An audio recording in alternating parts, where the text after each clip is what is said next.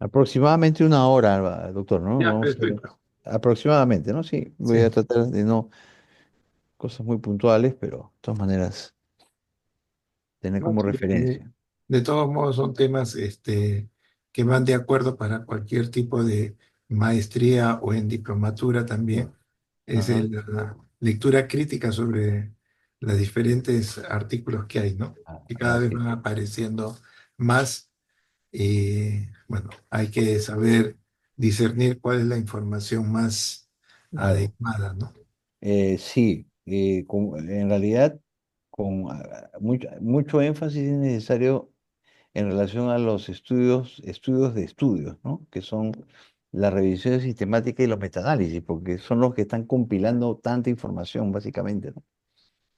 Entonces Claro. también ese es un buen punto. Pero ahí importante es ver cómo se uniformiza los criterios, pues, ¿no? Ajá.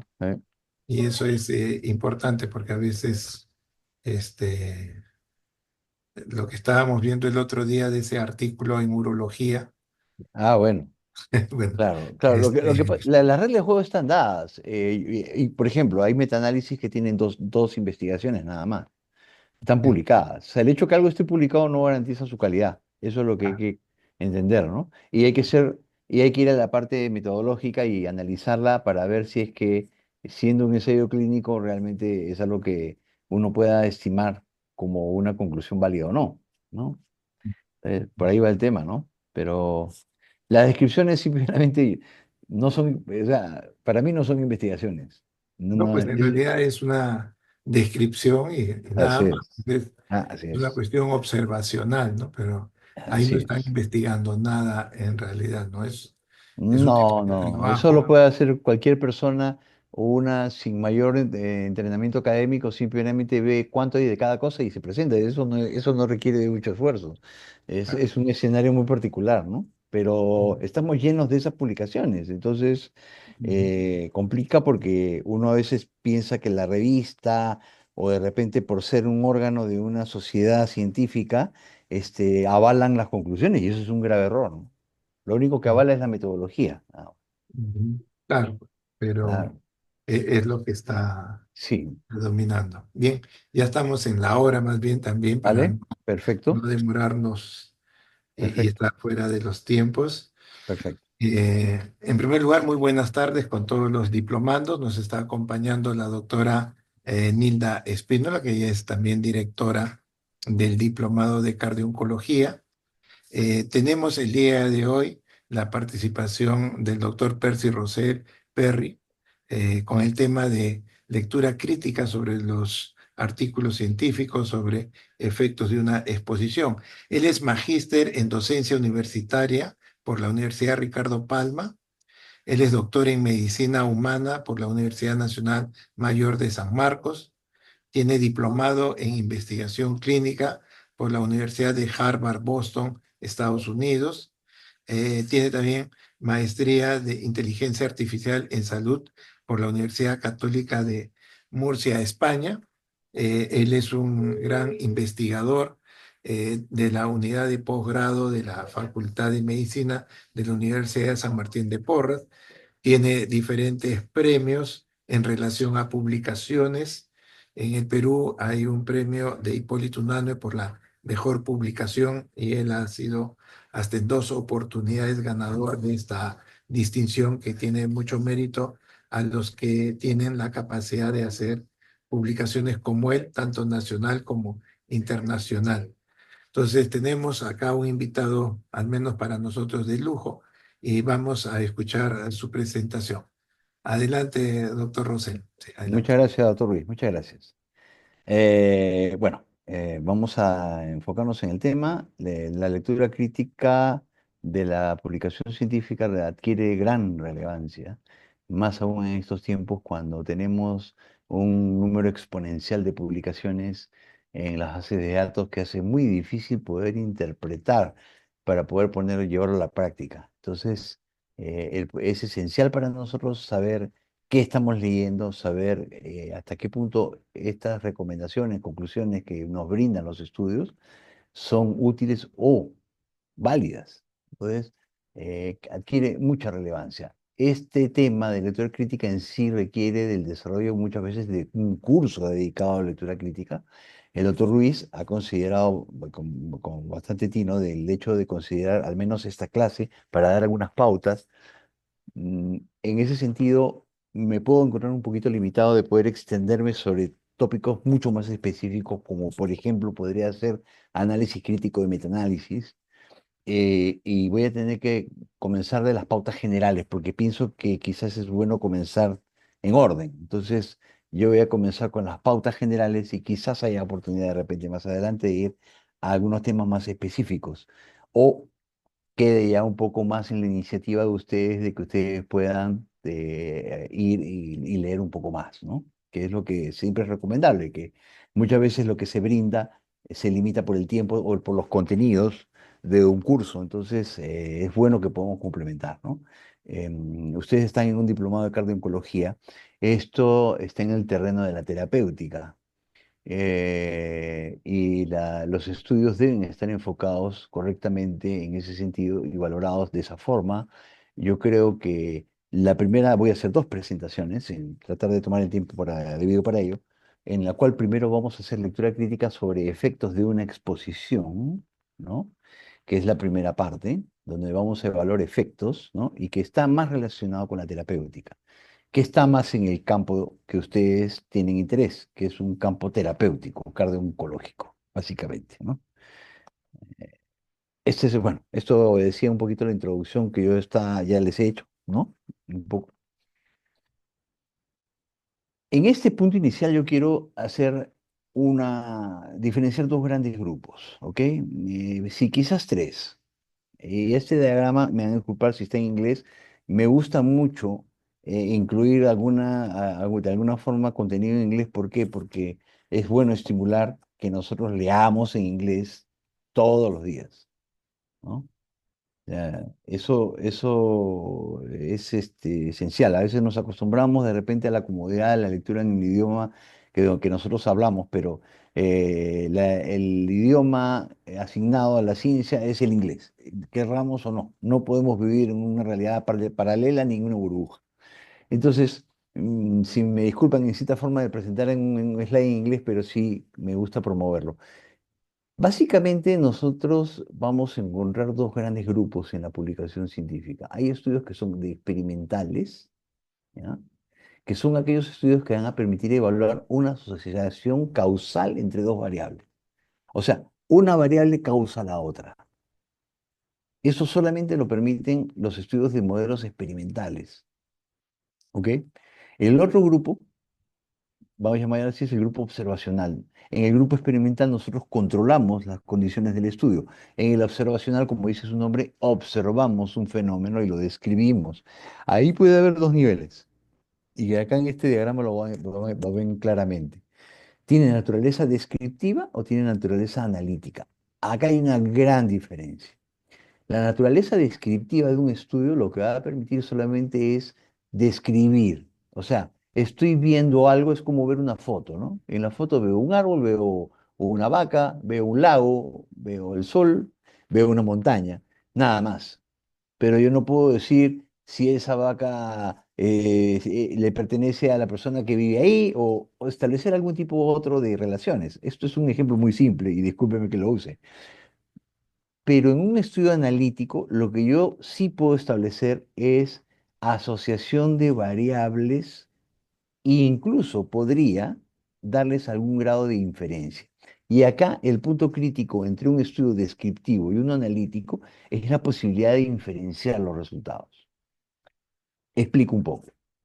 En un estudio descriptivo, yo típicamente se llaman outcome studies o estudios de resultados.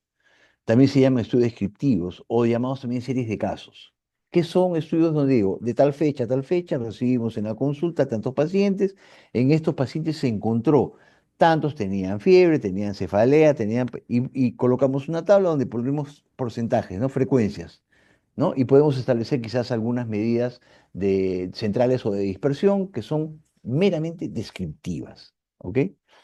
Pero ¿qué va a pasar? que al yo no tener una muestra representativa, porque lo que he hecho es considerar un número de personas que fueron a la consulta en un periodo de tiempo, pero yo no sé si ese número de personas me representan una población. Entonces, al no tener criterios como ese y otros, yo no puedo decir que lo que encontré en ese grupo de personas me va a servir para aplicarlo en una población, porque metodológicamente no lo permite. Sin embargo, si yo puedo considerar, por ejemplo, un tamaño de muestra, y ese tamaño de muestra se establece en base a una población, y que aplico criterios de muestreo correctos para hacer que esa muestra sea más parecida a la población, entonces yo mis hallazgos podré inferenciarlos. ¿Ok? Y ese es el valor de la investigación científica. Por eso, y lo comentaba antes de la clase con el doctor Ruiz, las descripciones no son investigaciones, porque difícilmente este tipo de estudios permiten inferenciar, permiten poder sus resultados ser extrapolados a más personas, cosa que sí puede hacer el estudio analítico, con ciertas limitaciones. No voy a andar mucho en ese tema porque el objetivo es darles algunas pautas de lectura crítica y no me quiero ir mucho por ahí. Pero de alguna forma espero que esto haya quedado más o menos claro, diferenciar ambos grupos. Existe un número muy grande de publicaciones descriptivas y debemos diferenciarlas. Yo recuerdo mucho, sobre todo en terapéutica, cuando en el hospital Revalidati, llegaban de los laboratorios y nos presentaban algún producto con muchos beneficios, obviamente por personas que son vendedores, en pocas palabras, un representante de un laboratorio es un vendedor, y cuando uno le dice, bueno, por favor, bríndeme el estudio, cuando me brindan el estudio, resulta que es una serie de casos. Entonces, desde el punto de vista terapéutico, no tiene ningún valor. Puede ser que sea un estudio observacional, perfecto, analítico. De repente yo agarro y le aplico alguna metodología. Por ejemplo, hago un análisis multivariado, hago un análisis de propensión, aplico algunos criterios de control de variables confusionales. Entonces, ¿qué pasa? Puedo mejorar el nivel de evidencia, pero no llega a ser un experimento. En términos, y esto es una primera pauta que me gustaría que la tengan presente para la valoración crítica de manera general. Para efectos de una valoración de terapéutica, esencialmente está en el terreno de los ensayos clínicos, en otras palabras, de los experimentos. ¿Ok? Eso es muy relevante. ¿Ok?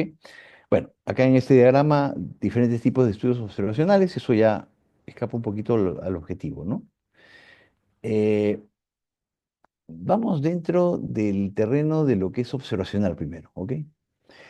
Antes de esto, quizás brevemente una pequeña introducción complementaria en el sentido de que la valoración crítica hay dos puntos claros, ¿no? Claves, ¿no? Uno tiene que ver con la forma y otro tiene que ver con el fondo en sí, ¿no? La forma tiene que ver con la revista, ¿no? Tiene que ver con el modelo de publicación que existe. Actualmente hay dos modelos básicos, que uno es la publicación convencional, donde la revista publica una investigación y el autor pierde todos los derechos sobre la misma. La revista invierte en la publicación porque considera que es de interés y eso lo vende. O sea, para acceder a ese artículo hay que pagar para tenerlo, ¿no? Lo otro modelo es el de acceso abierto, open access. Entonces es un modelo en el cual el autor paga por la publicación. Es una publicación que tiene una revisión de pares más tibia, se llega a publicar y esta publicación está de acceso libre para cualquier persona que pueda querer verla en las bases de datos. Son dos modelos.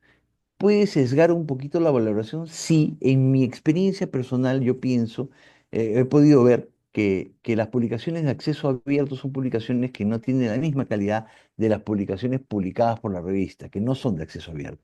Entonces la revista tiene un comité editorial, tiene un editor principal y ellos evalúan de manera crítica, eso es la revisión de pares, y dicen, este artículo vale la pena que la revista invierta en publicarlo. ¿Por qué? Porque va a generar un interés en el lector y eso va a generar una ganancia para nosotros. Entonces ustedes dicen, este artículo me parece genial, es un metaanálisis, aparentemente por el resumen, ¿no? Que es el que está al acceso, es un buen artículo. Pero ¿qué pasa? Cuando quiero acceder no es de acceso libre, entonces tengo que pagar, por lo general, depende de la revista, puede ser algo de 40, $50 por tener el PDF del artículo, ¿no? Entonces la revista empieza a tener una recuperación de la inversión que hizo, ¿no? Al publicar, porque eso tiene un costo para ellos.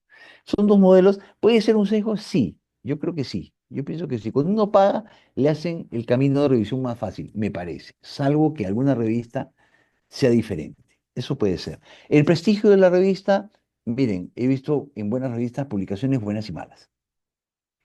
A veces, ustedes saben, ¿no?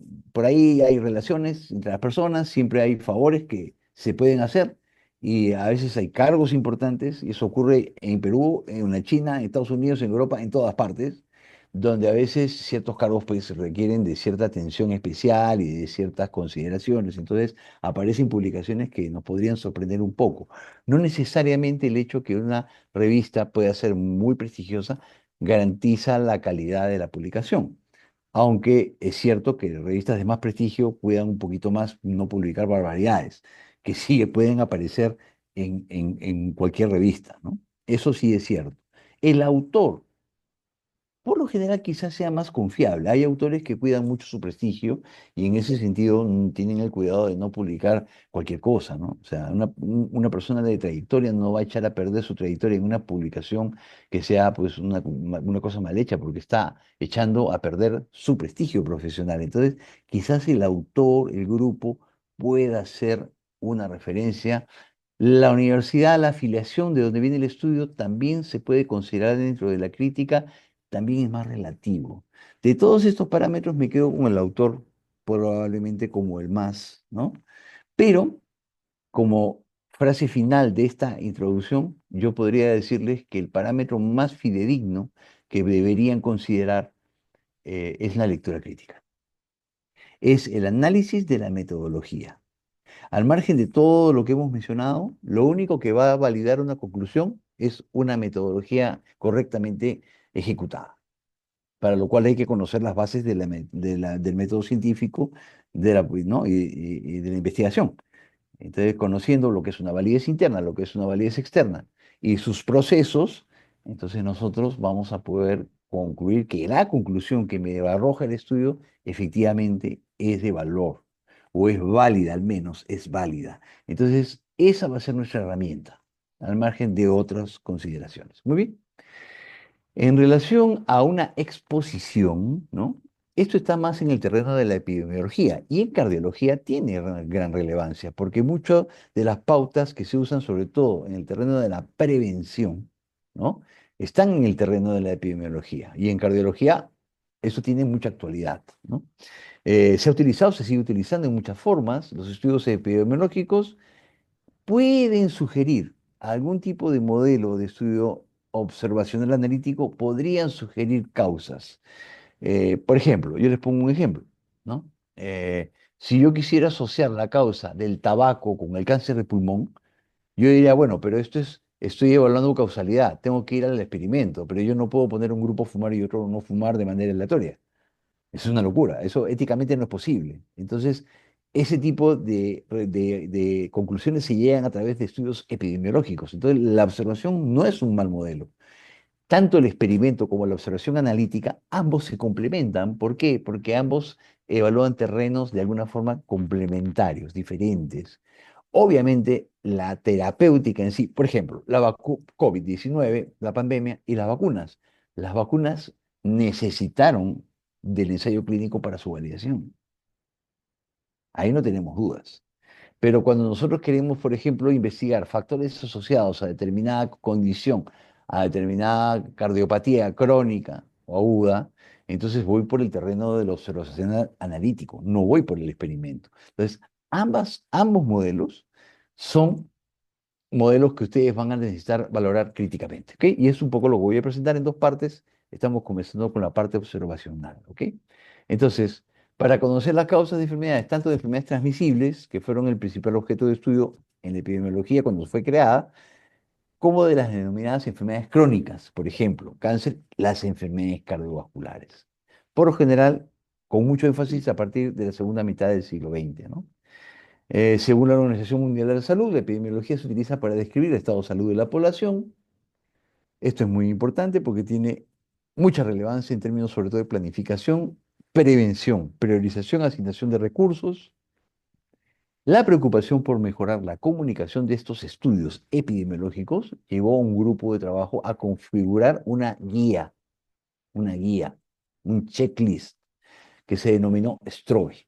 ¿Ok? Entonces, vamos planteando ya un primer modelo. Porque cuando uno quiere iniciar lectura crítica y dice, ¿y ahora cómo hago? ¿Por dónde comienzo? ¿Por arriba, por abajo, por el resumen, por las conclusiones? Bueno, hay guías establecidas ya que se han dado, que tienen mucho tiempo, y que lo que hacen es un poco puntualizar aquellos puntos críticos de la publicación que deben ser analizados.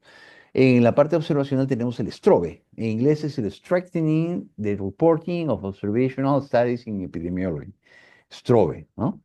Y esto es, como dice, ¿no? Se puede traducir en español como un fortalecimiento o una consolidación de la comunicación de los estudios observacionales en epidemiología. Y reitero nuevamente que me refiero a estudios observacionales como aquellos que son estudios analíticos, ¿ok? No descripciones. La lista de Strobe tiene para los tres diseños principales, que son las cohortes, que son los longitudinales, los casocontrol y los estudios transversales. ¿Ok? Hay 22 puntos organizados según la estructura de título, resumen, introducción, método, resultados y discusión, que es lo que se tiene consensuado actualmente. Se trata de una lista de comprobación. Esto sirve para aumentar la calidad de la publicación de los informes, así también como para valorar la calidad de los mismos haciendo la lectura crítica de estas publicaciones, que es lo que buscamos como objetivo de esta clase. La lista de comprobación contiene para cada uno de los tres diseños 22 puntos, como hemos dicho, según la IMRD, que es la estructura básica. Esto es un poquito reiterativo. Y vamos a comenzar por el punto uno. Básicamente en esta parte lo que voy a hacer es revisar estos puntos de manera abreviada para que ustedes tengan claro y empiecen a utilizar y aplicar estos criterios cuando ustedes hagan lectura crítica. Una recomendación adicional que les hago a todas las personas que desean aprender lectura crítica, consigan hacerse revisores de las revistas. Las revistas piden lo que le ponen call for reviewers, llamado a revisores, porque necesitan personas que revisen los artículos. Entonces, si tienen alguna experiencia un poquito y quieren un poquito fortalecer, envíen su currículum y van a considerarlos como revisores. Entonces eso les va a permitir a ustedes estar en continua lectura crítica y eso los va a fortalecer, les va a hacer crecer. Punto uno, título y resumen. ¿Ok? Esto debe incluir básicamente qué tipo de estudio. Muchas veces no se menciona el tipo de estudio. El resumen tiene que ser estructurado por lo general, aunque puede variar. Hay revistas que no incluyen el tipo de estudio, también puede no sugerir ser un resumen estructurado. ¿A qué me refiero estructurado? Que tenga una introducción, metodología, resultados, discusión, ¿no? Que sea muy informativo el artículo sin descuidar los puntos que se comentan a continuación.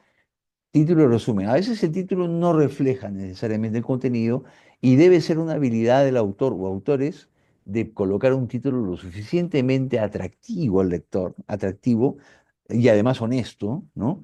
Y que permita traducir cuál es la mayor relevancia de lo que se ha hecho, ¿no? Ahí está el éxito. En la introducción, que son los puntos 2 y 3 de Strobe, el apartado de introducción que comprende el primer o primeros párrafos del artículo, yo diría que, bueno, en esa estructura, ¿no? En primero o primeros párrafos del artículo, lo que uno visualiza son los antecedentes científicos, un poquito la justificación. El último párrafo, y esto lo pueden ustedes verificar, y es una de las primeras recomendaciones a seguir, es el objetivo. Toda publicación debe tener, y está organizado de esa forma, en su último párrafo, el objetivo de la investigación. Y deben apuntar a ella. ¿Por qué? Porque es el norte de la publicación. Tanto la metodología como los resultados y las conclusiones deben estar orquestados, alineados con este objetivo. Muchas veces no ocurre. Entonces, eso ya nos habla de una publicación deficiente, ¿no? De ahí que cuando iniciamos en la lectura del artículo, dentro de esta introducción que puede parecer un poco reiterativa y aburrida, miremos siempre el último párrafo, porque ahí está el objetivo. ¿Ok?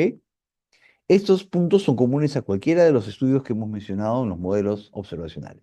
Del punto 4 al 13, básicamente engloban toda la parte metodológica. La parte metodológica lo que busca es una estrategia que busca apuntar a resolver el objetivo planteado, ¿no? Entonces, acá hay que mostrar muchos aspectos. Lo que nos menciona básicamente la guía es que se deben mostrar los elementos clave del diseño, incluido el objetivo general en caso que el artículo corresponda a un estudio más amplio, ¿no? Esto es cuando ya son estudios que compilan varios, ¿no? Se debe identificar el ámbito de investigación, lugar, fecha de los periodos de obtención de datos. Yo, de manera, en base a mi experiencia y como investigador, yo les podría decir que en la parte metodológica podríamos apuntar algunos puntos críticos. Primero, diseño. Y esto pueden tomar notas si lo desean, aunque creo que esto queda grabado. Diseño. El diseño debe estar claramente establecido. ¿Qué tipo de estrategia se ha utilizado para responder a la pregunta de investigación? Segundo, población. ¿A qué población va dirigido el estudio? Tercero, muestra. Si la muestra es una muestra simple y llanamente hecha por conveniencia, y eso ya es el muestreo en sí, pero si la muestra se ha establecido a través de un tamaño muestral o no, si hay criterios de inclusión o exclusión para esa muestra. La muestra tiene dos características, una es de tamaño y otra es de características. Ahí hablamos de tamaño muestral y hablamos de criterios de inclusión y exclusión de los pacientes en el estudio. Eso define la muestra, ¿ok? Pero el proceso de obtención de la muestra es el muestreo. Entonces, resumiendo, decimos diseño, población, muestra, muestreo. Luego, ¿qué sigue? Instrumento. Es muy importante, las variables que se analizan en el estudio deben tener cada una de ellas un instrumento, que es la forma en que se mide la variable. Debe ser un instrumento validado, consensuado, eso es algo que todos sabemos, pero debe estar claramente identificado. Luego, viene un poquito la parte estadística. Debemos recordar nosotros que la estadística en investigación es necesaria. ¿Por qué? Porque todos son probabilidades. Nada se puede afirmar al 100%. Cuando yo hago un análisis de estadístico, voy a concluir que hay una significancia estadística, que se estima en un valor, que puede ser el 5% o el 1%. ¿Y qué quiere decir eso? Que hay una probabilidad del 5% o del 1% de que los hallazgos que estamos observando, los resultados se deban al azar y no se deban a una relación verdadera. Entonces, para eso sirve la estadística. Entonces, hay una relevancia. Nuevamente, vamos repitiendo. Diseño, población, muestra, muestreo, instrumento, estadística y finalmente ética. Ahí es muy relevante la parte ética. Muchos he visto estudios que no se han podido publicar porque no tuvieron oportunamente una aprobación de comité de ética. Se desarrollaron de manera paralela y sin tener esta autorización y cuando han querido ser publicados no se pueden publicar porque una revista seria por lo general solicita esta evaluación. Resultados. Los resultados corresponden a los puntos 14 a 18, ¿no? Del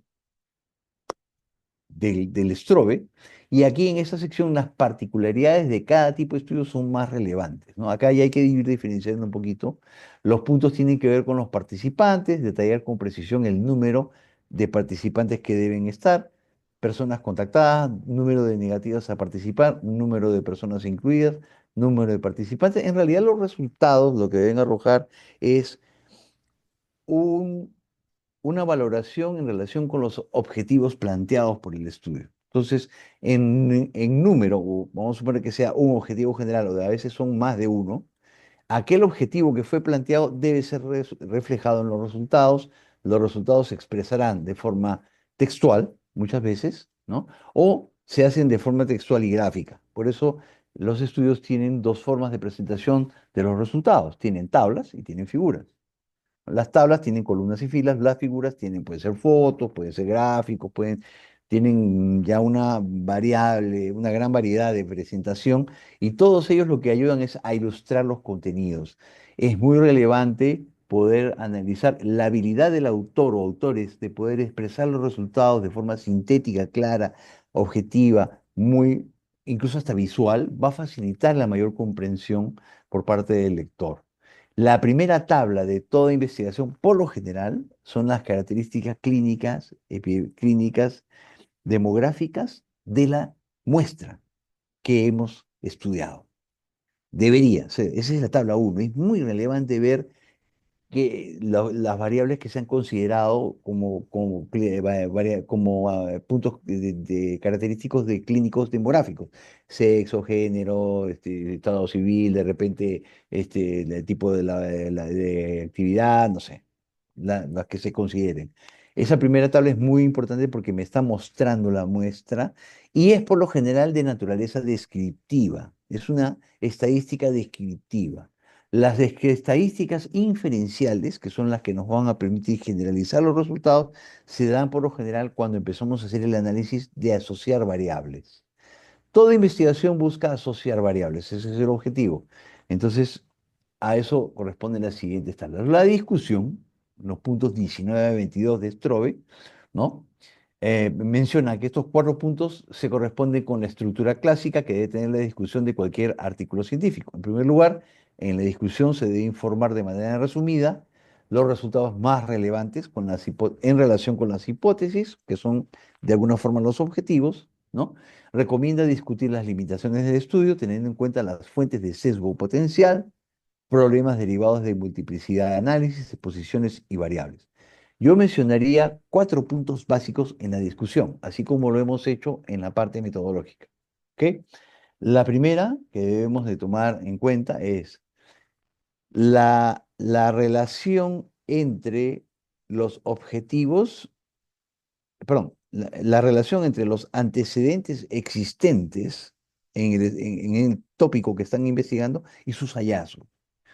Este contraste debe formar la parte más nutrida de la discusión en sí, buscando encontrar o similitudes o diferencias que puedan arrojar algún tipo de información relevante. Otro punto importante a analizar en la discusión es la validez interna del estudio y la validez externa del estudio. Finalmente, como bien lo mencionan aquí, otro punto que muchas veces se deja de lado en las publicaciones son las limitaciones. Toda investigación, incluido un ensayo clínico o un metaanálisis, tiene limitaciones. Entonces debe puntualizarse. Y yo puedo decir, por ejemplo, ¿no? No considere la severidad de la enfermedad, ¿no? Si es que esta es una variable, como una variable en el estudio. Y podremos entender que la severidad de la enfermedad definitivamente puede tener mucha implicancia con las variables de resultado que queremos evaluar. Entonces, si yo no tomé en cuenta eso y solamente tomé en cuenta la enfermedad como tal, ¿no? Simple y llanamente estoy teniendo una gran limitación.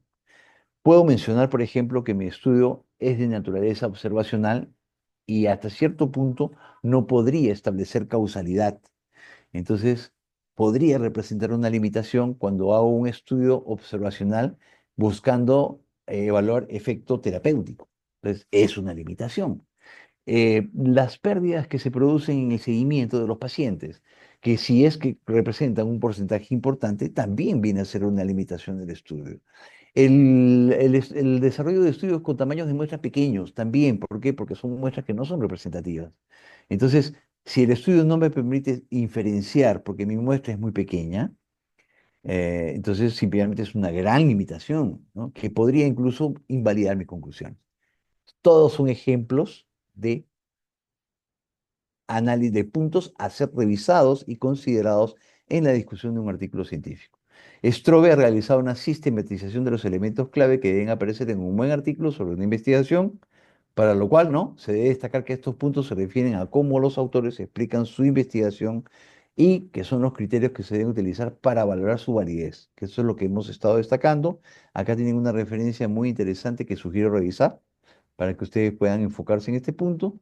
Y estas guías se entroncan con las guías de lectura propuestas hace unas décadas por la gente enfocada en epidemiología clínica. Acá tienen visualmente un poco la estructura de los 22 puntos del Strobe, ¿no? Y en algunos casos hay algunas recomendaciones particulares para cada modelo observacional, como lo pueden ver ustedes acá, en los participantes, de acuerdo a si es un diseño control, perdón, cohorte, con caso control o un transversal, ¿no? Pero esto es básicamente lo que ustedes pueden visualizar cuando ustedes revisen, ¿no? El título, la introducción, los métodos, que son los puntos que ya hemos comentado, ¿no? Diseño, el lugar donde se desarrolla. Acá lo tenemos, el título, el abstract, la introducción, los objetivos que hemos destacado, La metodología en relación al tipo de diseño, el lugar donde se desarrolla, algunos otros criterios, las particularidades en relación a los participantes en cada tipo de modelo observacional, por ejemplo, los criterios de elegibilidad, que son parte de la característica de las muestras, los seguimientos, ¿no? Las fuentes y los métodos de participación de las personas que se estudian, que viene a ser el muestreo del cual hemos hablado, ¿no? Y básicamente para cada tipo, lo mismo aquí, los participantes para lo que son cohortes y controles y en relación a las variables, donde hay que definir claramente las variables de resultado, por definición, las exposiciones, los predictores, las variables confusoras, los efectos modificadores. Esto tiene que ver muchas veces, recuerden ustedes que en los modelos observacionales, la principal limitación existente en los modelos observacionales radican en las variables de confusión, que son aquellas variables que nosotros no podemos medir muchas veces y que influencian en la variable de resultado, ¿no? Los métodos, ¿no? Nuevamente, las fuentes de la información, la medida, eso tiene que ver mucho con los instrumentos, ¿no? La forma de medir, métodos de medición. Esto, en pocas palabras, son los instrumentos, que son la forma en que se mide la variable, los sesgos, que son de diferente naturaleza, hay sesgos, los más importantes, los sesgos de selección, que son aquellos que ocurren cuando nosotros seleccionamos una muestra que no es representativa, o sea, aplicamos criterios de muestreo deficientes, ¿no? También hay sesgos de observador en cuanto uno mide las variables. Hay una serie de sesgos que se describen en la literatura de la investigación científica que deben ser considerados en este punto, ¿no? Tamaños de muestra, ¿no? Debemos explicar cómo se estableció. Si tenemos un tamaño de muestra muy pequeño, por ejemplo, yo tengo un tamaño de muestra de 8 personas. Es muy probable que en esas 8 personas, que de repente son las que llegaron un día específico a la consulta, hayan 5 mujeres y 3 hombres. ¿Podríamos decir que esa proporción de género es representativa de una población? Probablemente no, lo más probable es que no, porque en la población son más mitad-mitad, ¿no? ¿Y eso por qué ocurre? Porque la muestra es muy pequeña. En la medida que la muestra sea más grande, eso va a representar que se parezca más a la población. Ahora, tampoco significa que tengamos que hacer un tamaño de muestra muy grande para evitarlo. No, para eso existen los recursos de estimación de tamaño muestral y se establecen a través de estos recursos un tamaño de muestra suficiente para garantizar que esa muestra represente una población. ¿Qué me va a permitir esto? Inferenciar los resultados. ¿Ok? Naturaleza de las variables tiene que ver con las estadísticas. Los métodos estadísticos deben estar bien descritos en relación a los test estadísticos.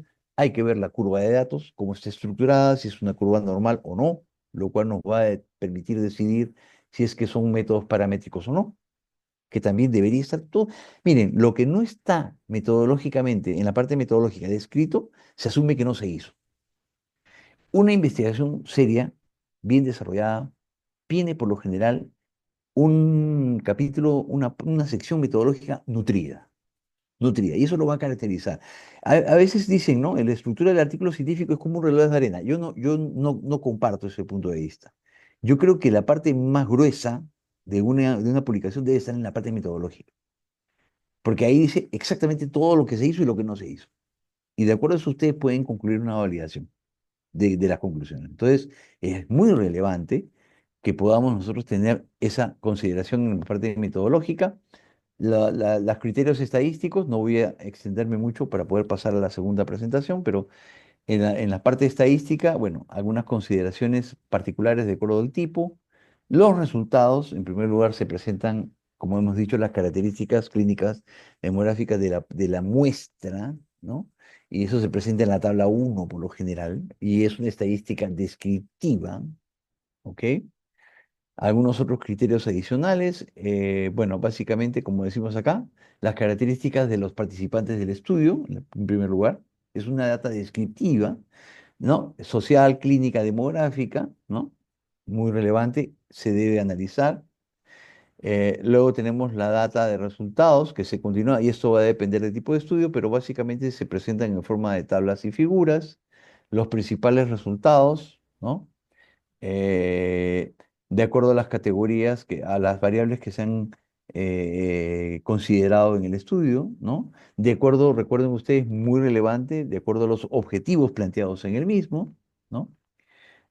La parte de la discusión, para limitarlo básicamente a los cuatro puntos que hemos mencionado, el contraste con la literatura, luego del contraste con la literatura, la validez interna y externa y las limitaciones, ¿no? Como dice el punto 19, las limitaciones. La 18 tiene que resumir los puntos clave resultantes del estudio. Luego la interpretación, la generabilidad, esto tiene que ver con la validez externa, hemos mencionado, debe ser parte de la discusión. Recuerden estos cuatro puntos en la discusión que deben ser analizados, deben ser considerados. A veces se pierde mucho el artículo en la parte del contraste, pero no se toman en cuenta limitaciones, no se analiza limitaciones, no se, por ejemplo, no se habla de control de variables de confusión en un modelo observacional.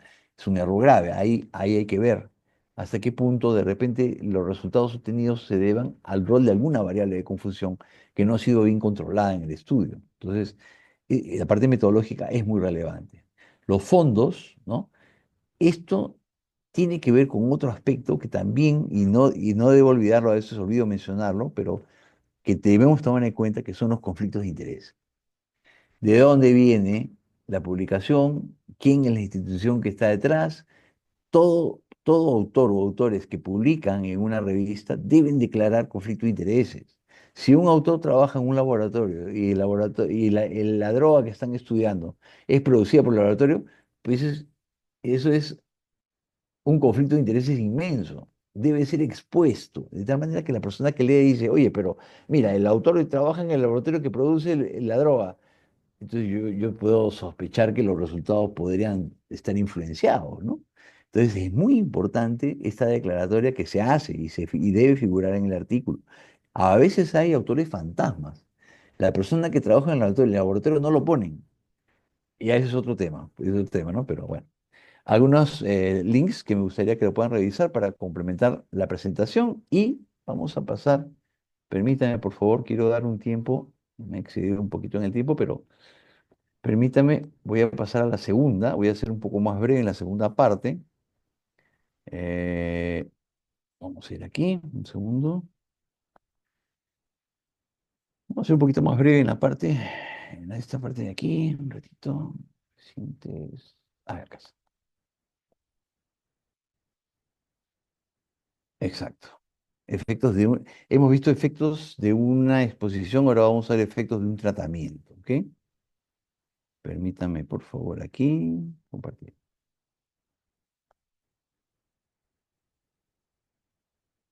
Efectos de un tratamiento.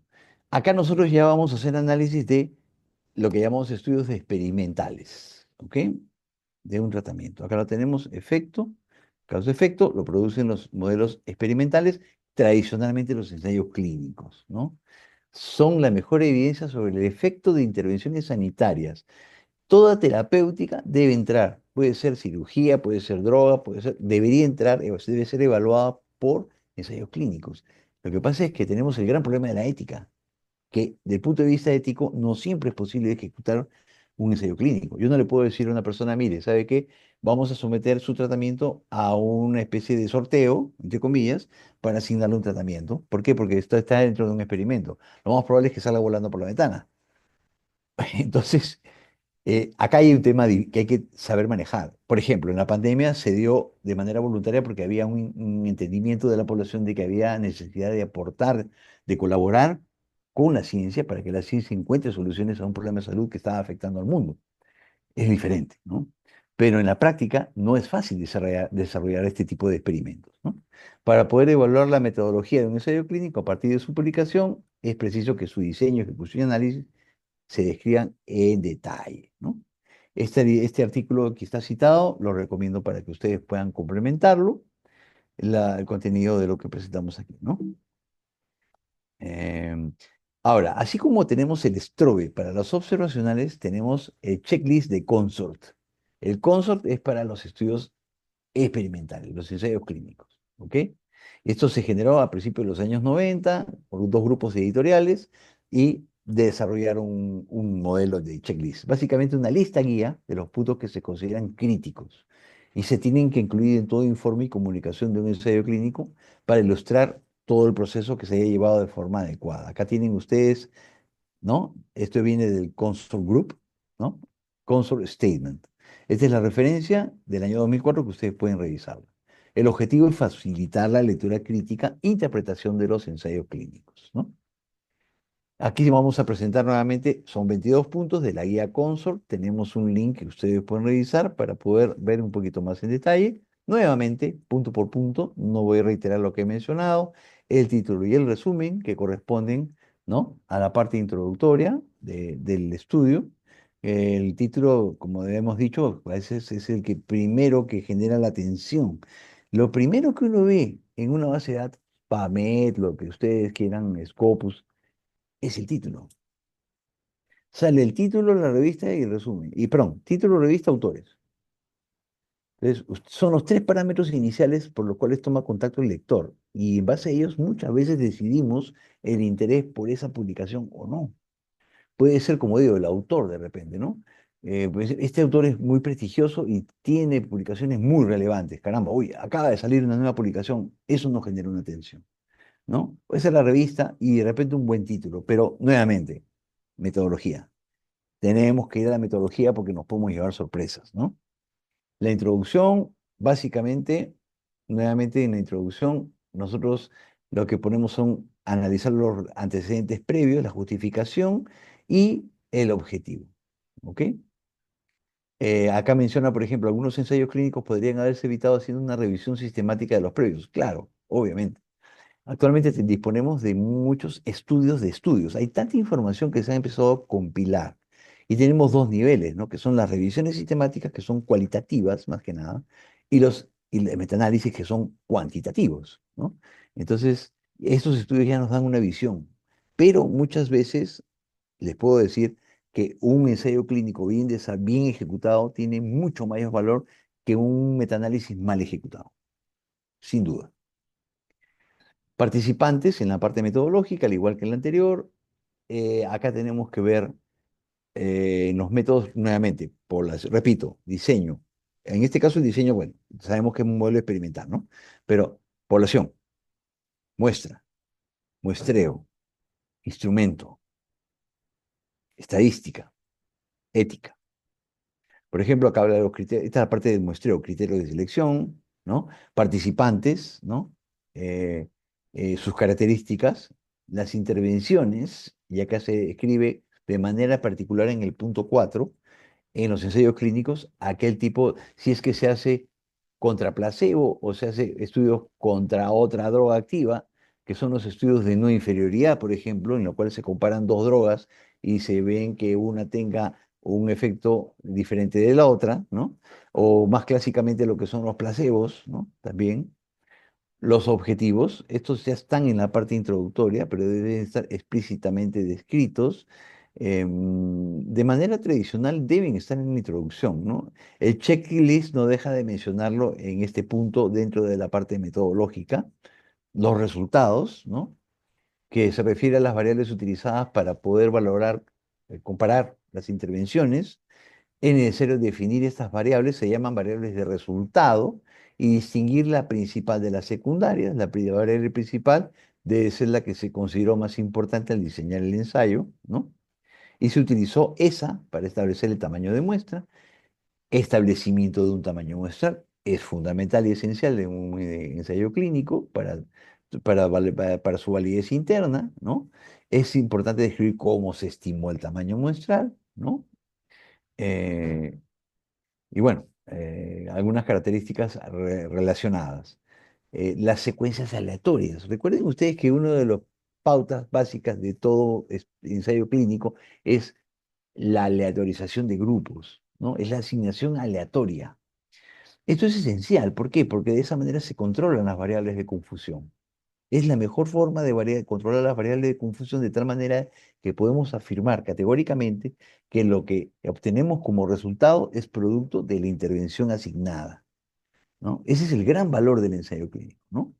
Entonces, hay que explicar cómo se produce, porque esta asignación aleatoria puede tener variantes, hay varias formas de hacerla. puede ser simple, a veces, por ejemplo, se hace por bloques y se va asignando los tratamientos por secuencias.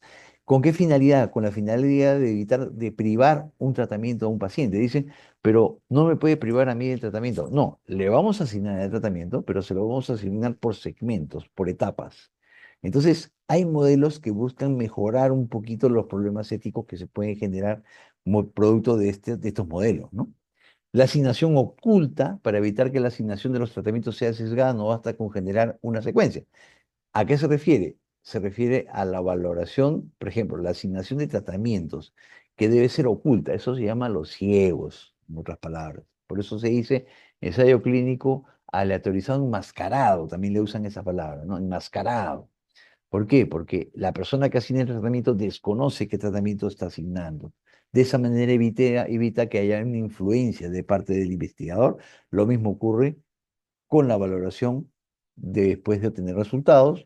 Por ahí que sale el término de hablar de doble ciego, triple ciego, ¿no? La implementación, para que se pueda juzgar si la asignación pudo ser predecible o no, además de escribir el método utilizado, es particularmente importante explicar quién ha preparado la secuencia de asignación, esta asignación aleatoria, ¿no? Quién decidió la inclusión de individuos y quién realizó la asignación de los tratamientos. Eso debe ser importante. ¿Quiénes lo hicieron? Los investigadores principales, fue otro grupo dentro del mismo equipo, o de repente otro grupo fuera del mismo equipo, debe ser explícitamente descrito. Nuevamente, la metodología debe ser la parte más nutrida de toda publicación científica. Lo que es terrible es ver una parte metodológica completamente desnutrida, ¿no? O sea, muy resumida, muy escueta. O sea, es muy probable que ese artículo no tenga mucho que aportar, porque cuando no se muestra, se oculta. Eso es lo que podríamos decir, ¿no? El enmascaramiento, nuevamente, que se menciona en el punto 11, en el ensayo clínico, el término cegado o a ciegas se refiere a que los participantes ignoran qué tratamiento se le ha asignado. ¿Por qué? Porque hay el llamado efecto placebo, ¿no? Entonces el paciente debe desconocer qué tratamiento se le asignó, ¿no? Para eso se enmascara, ¿no? Entonces, simple y llanamente, esto es mucho más fácil cuando son drogas. Es difícil, por ejemplo, cuando se trata de una cirugía, que es un tratamiento diferente y diferente, porque a veces la cirugía es algo que queda visualmente expuesto, ¿no? Los ensayos sin enmascaramiento de los tratamientos se describen como ensayos abiertos.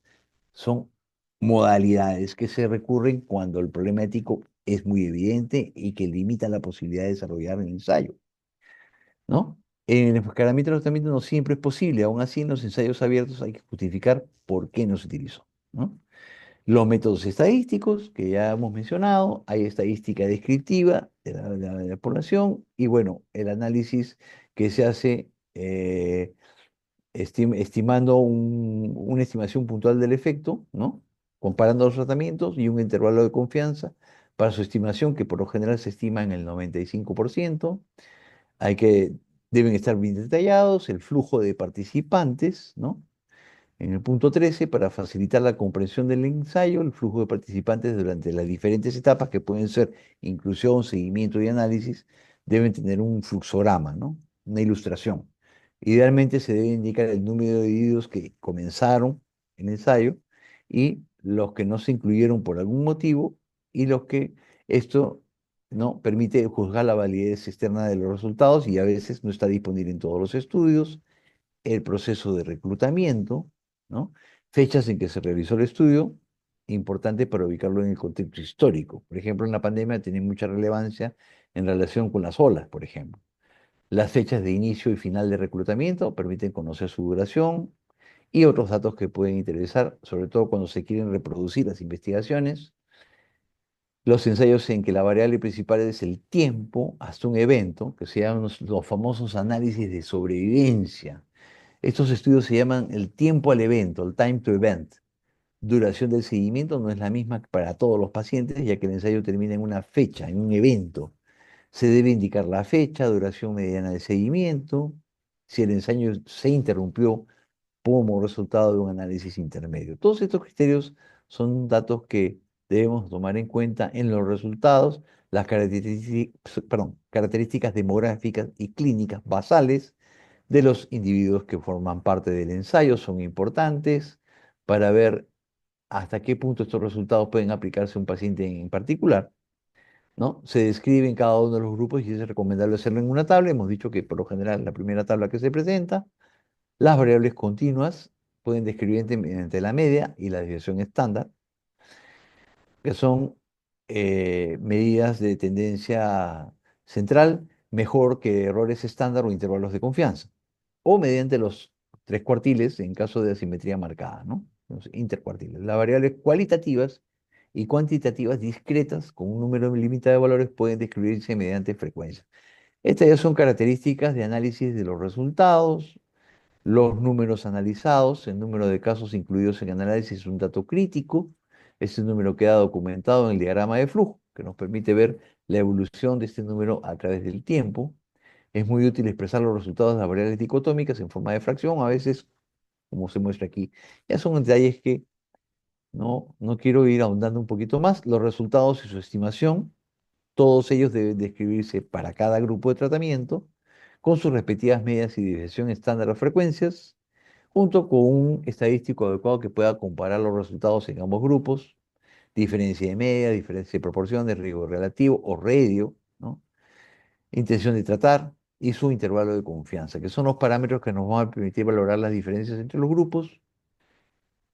Todos estos son los puntos del consort, ¿no? Análisis auxiliares. Es inevitable que un ensayo clínico convenga realizar más de un análisis inferencial. Sin embargo, a veces hay múltiples análisis de este tipo y conllevan un riesgo de que den falsos positivos, por lo cual a veces es mejor centrar el estudio en puntos más medulares y eso debe ser analizado, ¿no? Eso distrae un poco el objetivo principal de la investigación. Los efectos adversos, que forman parte de algunos modelos de ensayo clínico, y sobre todo dependiendo de la etapa del mismo, ¿no? El efecto pretendido, mayoría de las intervenciones tienen efectos indeseados, ¿no? El equilibrio entre los beneficios y los riesgos es lo que se debe juzgar para poder valorar una intervención, ¿no? Debe describirse la frecuencia de individuos que presentaron efectos adversos serios, ¿no? Y de los que interrumpieron prematuramente el tratamiento y los motivos por el cual se dio. En el punto 20, la interpretación. Se ha señalado que la discusión de los resultados suele esmerarse más en justificarlo más que en mostrar sus limitaciones. Aún los ensayos clínicos tienen limitaciones. Entonces, en la parte de interpretación, que es la discusión un poco, recordar siempre lo mismo, ¿no? El contraste con lo conocido en la literatura, su validez interna y externa y sus limitaciones, ¿no? Acá, algunas revistas aconsejan estructurar la discusión primero, con un breve resumen de los resultados clave, enfatizando lo que añaden al conocimiento. Esto es el contraste de que hemos hablado entre lo que ya se sabe en la literatura y lo que se está encontrando en el estudio. Posibles mecanismos y explicaciones de los resultados, comparación con otros trabajos similares, que es lo que hemos dicho.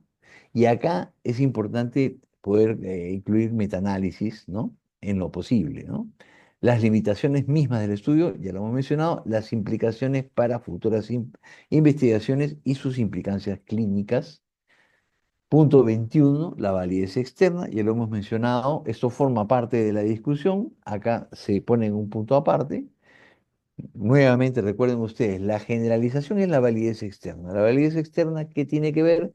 Con la posibilidad de generalizar los resultados a una población, ¿no? En primer lugar, de la validez interna, que es un requisito previo para la validez externa. Evidentemente, la validez externa se apoya en la interna. Sin validez interna no existe validez externa.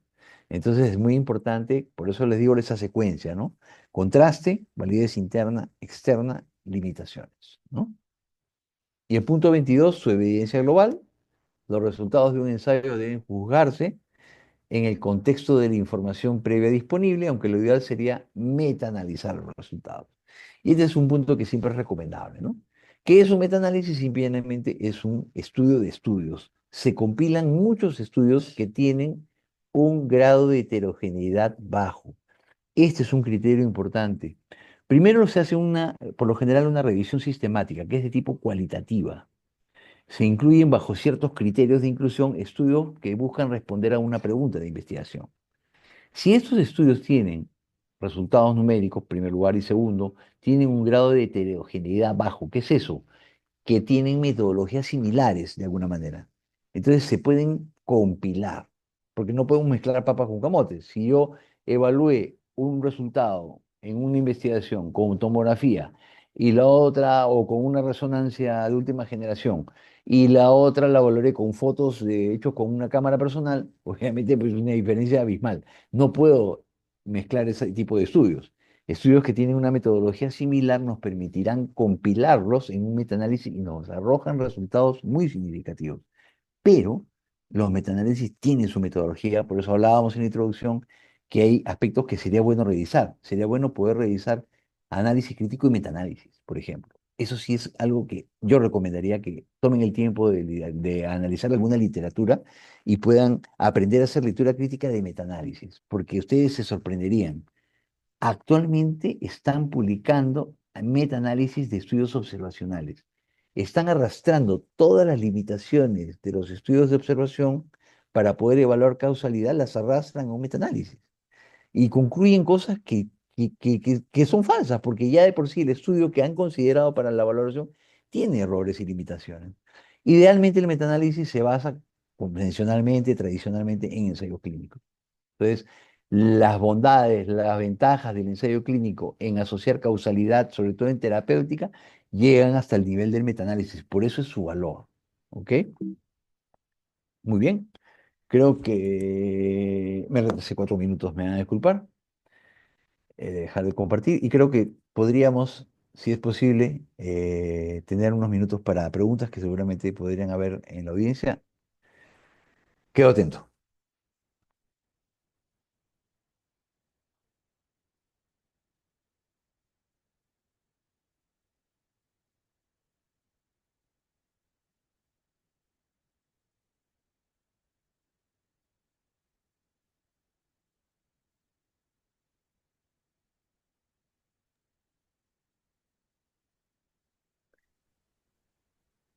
Bueno, doctor Percisu, quiero felicitarlo porque Gracias. realmente algo muy interesante, muy completo, cómo se deben evaluar los artículos y también cómo se deben escribir. No sé si alguno de los alumnos tienen algunas publicaciones o quieren hacer alguna pregunta. Yo creo que sería una excelente oportunidad que alguno de ustedes haga algún comentario.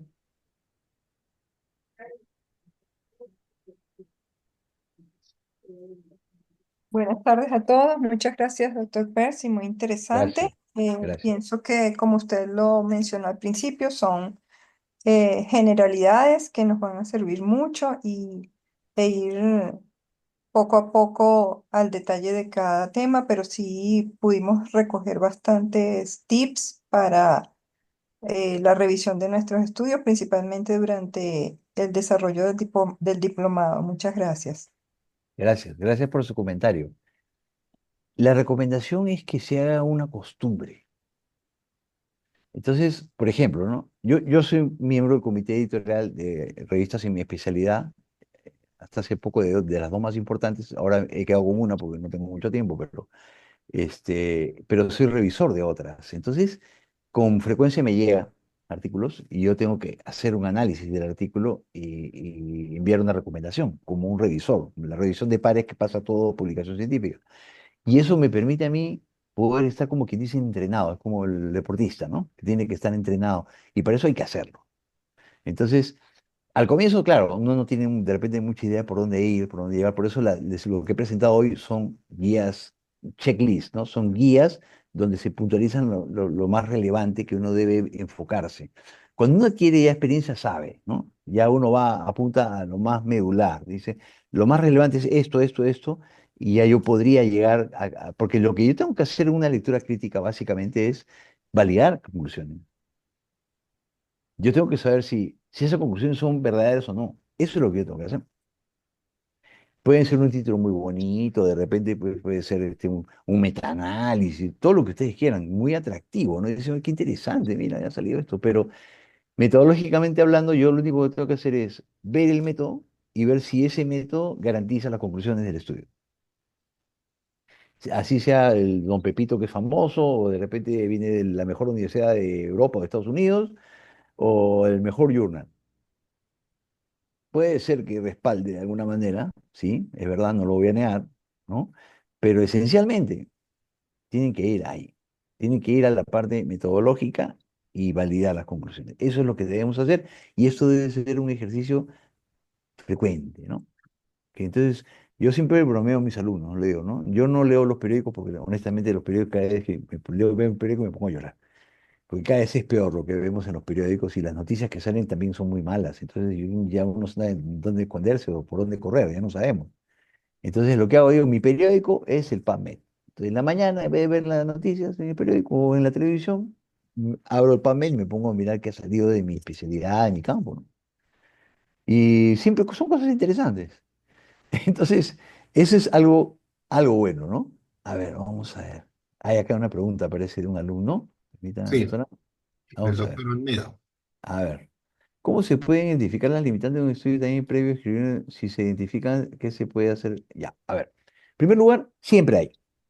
Siempre, siempre, siempre. O sea, el que no se mencionen no quiere decir que no existan. Existen siempre. ¿Cómo podemos identificar? Bueno, el checklist nos permite. La limitación, básicamente, ¿yo dónde me foco en metodología? Por ejemplo, diseño. El diseño me permite responder al objetivo. Por ejemplo, yo digo, quiero evaluar el efecto terapéutico de las células madre en en las cardiopatías crónicas. ¿Ya? Entonces, ese es el objetivo, qué interesante. El efecto de células madre, es un campo de investigación. Muy bien. Diseño observacional. Esa es una gran limitación. Porque esto se tendría que estudiar en el modelo experimental para poder responder a ese objetivo, por lo menos. Entonces, ahí yo voy pauta a pauta, ¿no? Muestra. ¿Qué pasa, por ejemplo, si yo agarro y digo, en este estudio, como ocurre en muchos estudios, la muestra se tomó en los pacientes que llegaron a consulta entre tal fecha y tal fecha. Entonces no estimaron un tamaño de muestra. Y un porcentaje muy alto de investigaciones son de ese tipo, ¿ah? Ojo. Pacientes que llegaron entre tal fecha y tal fecha. Eso me está indicando que esa muestra no es representativa de ninguna población. Podría serlo, pero eso no lo puedo garantizar. Entonces ya ahí hay una limitación que yo no puedo generalizar. Perfecto, usted encontró esas conclusiones en ese grupo de personas. Probablemente solamente sea una realidad para esas personas. Es lo único que podríamos decir, pero no lo podemos generalizar. ¿Ok? Entonces, ¿qué puedo hacer previo a escribir una publicación? Primero tengo que definir claramente mi problema. Recuerden la secuencia del proyecto, ¿no? Problema, pregunta de investigación. Ahí está el 90%. O sea, cuando ustedes piensen en un problema que tienen ahí en mente, que lo ven todos los días, que es algo que tienen que solucionar, que quieren ustedes solucionar, eso va a crear un vínculo efectivo entre el problema y ustedes. Ustedes van a dormir pensando en el problema. Entonces, ¿qué va a pasar? Que se van a interesar y van ustedes a comenzar con el pie derecho. Ya tienen identificado claramente que quieren estudiar. Plantean formalmente una pregunta de investigación y ese es un buen comienzo. Después van a empezar a aplicar criterios metodológicos. Entonces, para poder evitar las limitaciones, primero, definir bien, porque si yo no defino bien el problema, prácticamente todo lo que viene después es un desastre, porque la metodología no va a corresponder. Yo no sé, si no sé qué cosa quiero investigar, ¿cómo voy a saber cómo hacerlo? Entonces, todo tiene una secuencia, ¿sí? Es muy común, el estudiante cuando comienza dice, yo quiero ver qué tipo de investigación voy a hacer. Un momentito, pero no ha definido su problema. No, pero yo quiero hacer un ensayo clínico. Está bien, pero ¿de qué? Entonces, eso es muy relevante, ¿no? Yo sugiero que para evitar eso, parece que de repente no es muy práctica mi respuesta, pero yo le diría, sigamos esas pautas, ¿no? Sigamos esas pautas y en relación a las limitantes, principalmente para identificarlas, en la sección metodología.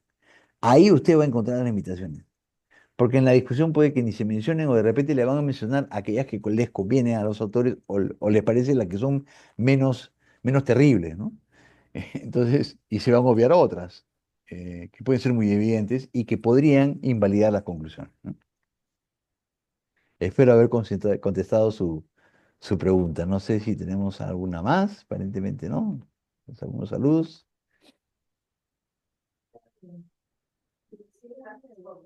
Bueno, Eh, sí. Percy, ¿cuál sería tu comentario sobre la inteligencia artificial en las publicaciones? Ah, muy bien.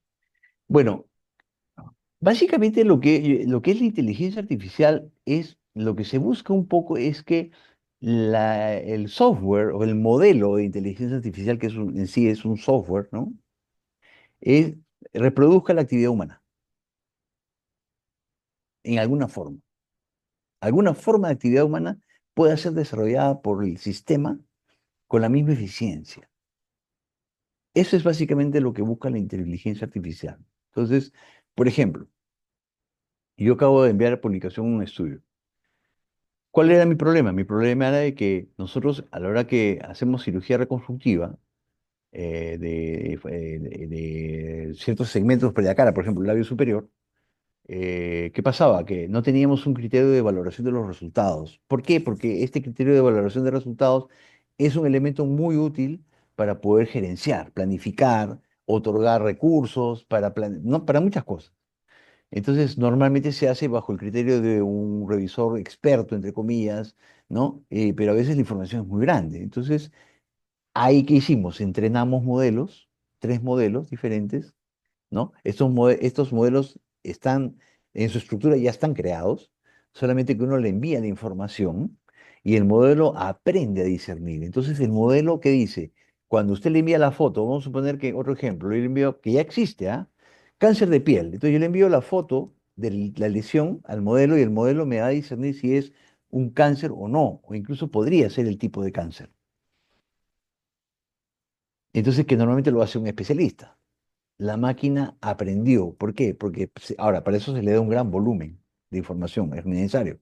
Entonces, se le da un gran volumen que tiene que ser categorizado, obviamente, por un pool de expertos primero, ¿no? Con ciertos aspectos metodológicos a conseguir, y la máquina lo aprende a hacer. Entonces, la máquina va a hacer eso. Ya lo está haciendo en el campo de las imágenes. Algunos dicen que los imaginólogos, los ecografistas, los radiólogos, se van a quedar sin chamba. ¿Por qué? Porque la máquina, la inteligencia artificial ya aprendió a hacer esa clasificación de imágenes y puede establecer diagnósticos con cierto grado de eficiencia. Y estos modelos tienen un proceso de entrenamiento y de retroalimentación, que uno va haciéndolos cada vez mejores. O sea, va a llegar un momento que van a tener una eficiencia muy alta, comparable con la eficiencia que puede tener un espejo, que eso es lo que se espera. Y eso es en un campo. Tiene un impacto mucho más grande. Entonces, es una herramienta yo creo que es una herramienta muy útil. No podemos nosotros vivir en un mundo paralelo, ¿no? Es por eso que yo hice esta maestría recientemente, la he terminado hace poco, porque no podemos vivir en un mundo paralelo. Nosotros debemos de vivir insertados en el sistema, tal como el sistema va avanzando y tener conocimiento de sus pautas y características para poder usarlas con los beneficios que estas brindan, ¿no? Entonces la inteligencia artificial es una realidad que está, si bien es cierto, China, Europa y Estados Unidos la lideran, esto es una realidad que nos va a llegar y que nosotros tenemos que manejarla. Y tenemos que aprender a convivir con sistemas que nos van a ayudar y en cierta forma nos van a aliviar, aunque podría también generar algunos otros problemas como los menciono, ¿no? Parece que hay algunos, no sé si, doctor, me parece que puede, Ay, puede responder. Hay una pregunta, creo, ¿no? ¿De un alumno? sí, A ver, dice, checklist que nos mostró sirven también a la hora de evaluar un metaanálisis. ya. Estas checklists tienen aplicaciones específicas de Strobe para modelos de estudios observacionales y de Consol para ensayos clínicos aleatorios. El metaanálisis tiene otra valoración. Por eso hay que ver, como les dije, nada más solamente un pequeño ejemplo, la heterogeneidad. Cuando ustedes ven el forest plot, que es el bosque, ¿no? Que muestran, es un diagrama, un gráfico típico del metaanálisis, ¿no? Uno de los puntos claves y críticos es la heterogeneidad, y hay metaanálisis que tienen heterogeneidad alta, y aún así se publican. O de repente está el límite, pero ya eso crea mucha desconfianza de los resultados. Pero el metaanálisis tiene una particularidad y requiere un análisis crítico particular. Por eso la recomendación que les hice es que puedan complementar esta clase con lectura. en esta clase he querido dar lo básico, que son los dos modelos básicos esenciales para no extenderme mucho en ciertos detalles, porque ciertos modelos tienen sus pautas. Las revisiones sistemáticas que son cualitativas tienen también sus pautas de valoración. Entonces, y es muy relevante que puedan ustedes tener pautas de valoración de revisión sistemática y de metaanálisis, de ambas. Porque a veces no se puede hacer un metaanálisis porque los estudios no son similares, tiene heterogeneidad alta. Entonces, ¿qué hago? Me quedo en la revisión sistemática, solamente cualitativo y tiene algún valor de alguna forma. ¿Ok? Pero sugiero que se complemente con lectura. Hay mucha publicación, mucha, en todos los idiomas, pueden buscarla y tómense un tiempo para que puedan, porque ese tipo de información sí es muy relevante, sobre todo ustedes son clínicos, ¿no? Y en clínica eso es muy relevante en la toma de decisiones. La inteligencia artificial también ayuda en toma de decisiones y se crean fluxogramas de decisiones basados en inteligencia artificial, que es otra aplicación diferente de la que les he mencionado como ejemplo, ¿no? Y esto también está en desarrollo, ¿no? O sea, todo eso creo que va a ayudar de alguna u otra manera, ¿no? Espero haber contestado su pregunta a Fátima, ¿no? Doctora Fátima. Percy, uno podría identificar si un artículo está, digamos, siendo utilizado a través de la inteligencia artificial. ¿Se ha utilizado eso?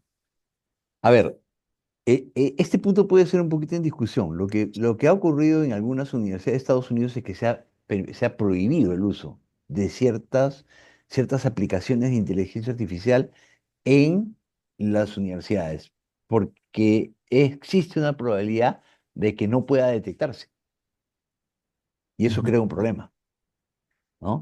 Ahora, Nosotros, sí, a través de, por ejemplo, el Turnitin que usamos, podemos detectar los plagios, ¿no? Entonces, sí. en el caso de inteligencia artificial, ¿cómo se podría hacer, no? Lo que pasa es que antes, por ejemplo, del Turnitin, lo que hacíamos, lo que se hacía, yo recuerdo, era uno podía coger un párrafo, ¿no? De, Ah, de una, de, de una tesis, uno la ponía, la copiaba en Google y ya podría aparecer la publicación de donde fue tomada, ¿no? Esa es una forma simple. El Turnitin se basa sobre un repositorio, o sea, tiene que haber una información almacenada en una base de datos de la universidad o de la institución sobre la cual toma parámetro para decir que una parte de eso es igual a la que existe, ¿no? Pero la inteligencia artificial, como les he mencionado, son modelos entrenados para pensar como lo haría un ser humano. Parte de su diseño son las llamadas redes neuronales profundas, ¿no? Es un proceso de entrenamiento, de aprendizaje de máquinas en inteligencia artificial. Entonces, pueden generar un conocimiento que no sea detectado como lo hace un Turnitin, ¿no? Puede incluir cierta información que está almacenada en base de datos, pero la puede presentar de otra manera.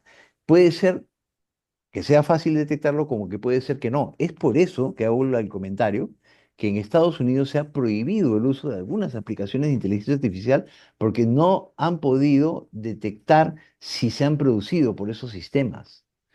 Entonces, la única salida que han hecho es las han prohibido, las han bloqueado para que no, porque de otra manera no ha sido posible poder determinar cómo lo hace el Turnitin, que tiene pues un apoyo en un repositorio, ¿no?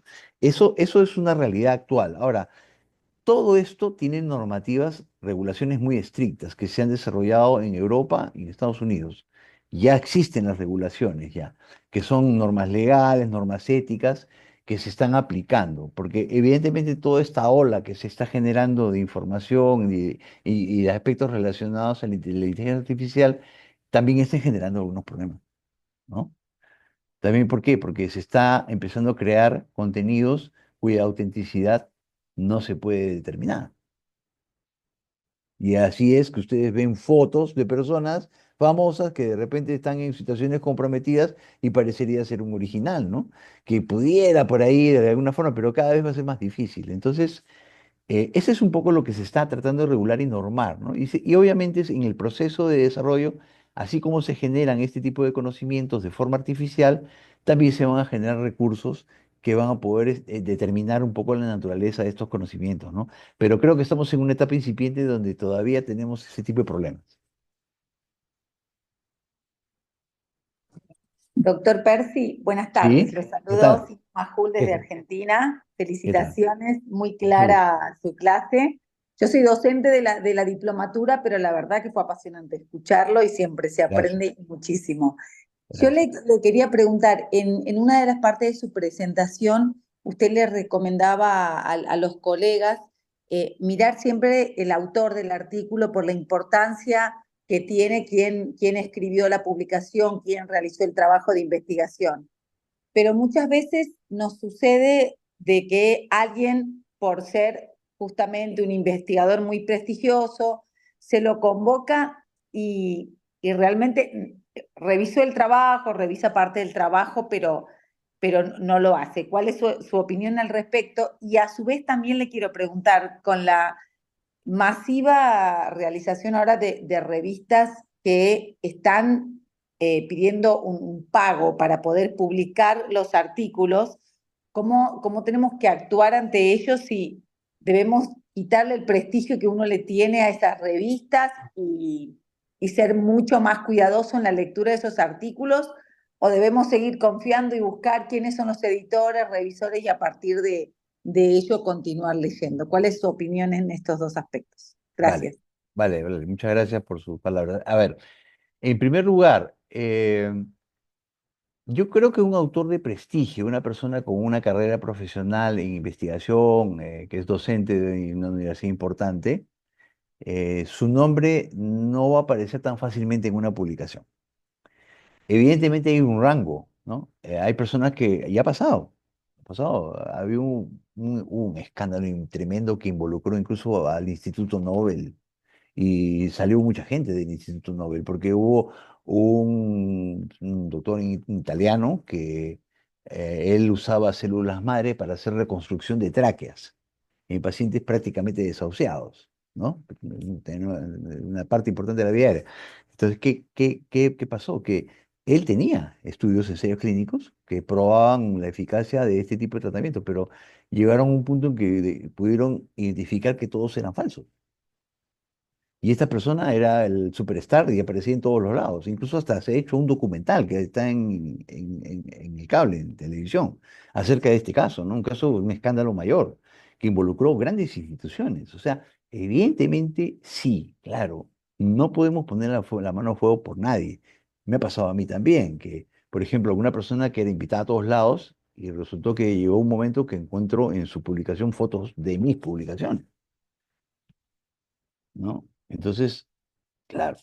La única manera, como lo he puntualizado, si bien es cierto, todos estos son referencias, la institución, la autoría, son referencias para valorar. La única valoración crítica útil es aquella que se hace en la propia publicación. La publicación debe llevar la información necesaria para valorar. Cuando yo escribo un artículo y lo publico, tengo que mostrar toda la información necesaria para que la persona, cuando la lea, entienda qué quise hacer, cómo lo hice y qué resultados tuve. Pero si yo no puedo entender, yo soy el lector, y no puedo entender qué quiso hacer, primero. Segundo, no sé cómo lo hizo, porque no es explícito, ¿no? Y tercero, llegó a conclusiones que no tienen nada que ver con lo anterior. O sea, lo leo y me quedo como si no lo hubiera leído. O sea, ese es un ejemplo extremo. Obviamente hay situaciones que son intermedias, en donde se puede ser más sutil el error, ¿no? De ahí el entrenamiento y la exposición continua a la literatura científica va a hacer que nosotros podamos identificar. Ah, por aquí, mira, ve, acá se está enmascarando algo, ¿no? Hay formas, ¿por qué? Porque ya con la experiencia uno aprende, empieza a maquillar ciertas cosas, dice, oye, ¿no te llama la atención este tipo de resultados en relación a este tamaño de muestra? Es un poco sospechoso, ¿no? Entonces, sí, sí. Ahora, hay revistas que incluyen la data, van con el estudio. Usted tiene acceso a la data. Entonces usted puede revisar y puede incluso aplicar los test estadísticos y debería tener los mismos resultados. Pero la data también se puede falsear. O sea, lo que se presenta ahí también. Entonces, al final no se tiene una forma eficiente de saber al 100% la información que se tiene. De ahí que hay mucha gente que ha puesto en tela de juicio la real utilidad de la publicación científica. Hay una publicación del editor de Lancet de hace unos 10 años más o menos, ¿ah? Editor de Lancet, diciendo, el 80% de los ensayos clínicos publicados en China son falsos. 80%. Y hay comentarios, y pueden encontrar en la base de datos de esto mucho. Entonces, ahí hay un terreno en el cual nosotros, la única herramienta de la cual nosotros podemos confiar es de tener esa capacidad de interpretar y buscar la información necesaria en una publicación. El autor debe garantizar que todo lo que hizo debe ser claramente explicitado en el papel, en la publicación, online, porque ya no está en papel online, ¿no? O sea, debe estar para que alguien lee, efectivamente, claro, aquí está, el proceso se siguió el proceso, se hizo una aleatorización adecuada, se tuvo los requerimientos éticos necesarios, los permisos necesarios. A veces, por ejemplo, se hace un ensayo clínico y no pasó por comité de ética. Eso es una cosa totalmente sorprendente, ¿no? ¿Y esto? ¿Cómo? ¿No? O sea, hay que ver qué comité de ética revisó, ¿no? Eso es importante. Entonces, parte de la valoración crítica en un experimento. Entonces, nuevamente, ¿no? La participación de autores, yo creo que una persona de prestigio, realmente de prestigio, de carrera profesional como investigador, su nombre lo va a cuidar. Yo no creo que nadie quiera verse involucrado en un fraude y que su nombre aparezca ahí de por medio porque acaba con su carrera. Sería de un día para otro. Entonces, ahí podríamos pensar que nadie, pero obviamente hay gente que sí está dispuesta, ¿no? Entonces, nuevamente la metodología será nuestra herramienta fundamental. En relación al Open Access, yo he tenido ambas experiencias. La ventaja del Open Access es que muchas veces, a ver, yo por ejemplo, hay revistas que tienen un 95% de rechazo, alto, alto, es poco probable que le publiquen. ¿Por qué? Eso también es relativo. Seguramente les ha pasado. A veces dicen, no, ¿sabes qué? Si tú pones a alguien de allá, de ese país o de esa zona, región, si tú pones a uno de ellos en tu estudio, obviamente sin hacer nada, ¿no? Te lo van a publicar. Bueno, eso es terrible, ¿no? Porque es una infracción ética mayor. Eso no debe pasar, pero pasa. Entonces, a veces pasa. Entonces, a veces uno puede pensar que hay una serie de monopolización de la información científica. Entonces, se quiere dar cierto favoritismo a cierto tipo de publicaciones de ciertos lugares, de ciertas universidades, de cierto país. Podría yo pensarlo, ¿ok? Podría ser. Pero vamos a dejar de lado eso. Yo creo que a veces hay revistas que tienen un alto porcentaje de rechazo, pero cuando tienen un formato open access, ¿qué ocurre? Que si, por ejemplo, uno tiene un financiamiento, vamos a suponer que uno pertenece a alguna institución y la institución dice, este trabajo merece ser publicado y esa institución financia, ¿ya? No es un gasto personal en sí. Lo que se puede obtener es una publicación que llega a las bases de datos y que además tiene una ventaja porque va a ser de acceso libre. Más personas lo van a leer. Entonces, podríamos pensar de esa manera. Ahora, que la revisión sea tibia, podría ser, pero al final el problema va a radicar en la calidad de mi trabajo. La publicación, la revisión de repente es más fácil porque como uno está pagando, bueno, pero si he hecho una buena investigación no habrá problema. O sea, al final es lo que el lector va a valorar. Entonces yo creo que ese tema de Open Access abre una puerta, quizás puede hacer bueno, el tiempo lo dirá, ¿no? Pero se está haciendo un gran negocio y esto también ha sido ya denunciado porque hay revistas que le dicen predatorias, ¿no? O sea, es un negociado. A mí me llegan no les miento, todos los días me llegan correos de revistas que no se imaginan de una parte de países que ni conocía, algunos de ellos, ofreciendo servicios de publicación Open Access. Entonces, obviamente también tiene mucho cuidado. Obviamente uno recurre a revistas que tienen, cierto, ya tienen una forma convencional y tienen este acceso Open Access como una opción, ¿no? Yo creo que si uno hace una buena publicación y uno puede obtener una publicación más rápida, creo que es algo que uno puede valorar, ¿no? Yo creo que el acceso abierto permite que más personas lo lean. Por ejemplo, Eh, yo tengo publicaciones, ¿no? En base de datos y una buena manera de valorar las publicaciones es el número de citas. No tanto el número de publicaciones, ¿ah? Porque puedo publicar de repente un montón de basura, pero el número de citas sí. Y ahí está el índice H, el índice H10, por ejemplo, que reflejan un poquito el número de citas que tiene el artículo publicado. Entonces yo veo, yo tengo ahorita casi 900 citas, por ejemplo, de mis publicaciones, que son entre 50 y 60, más o menos por ahí van.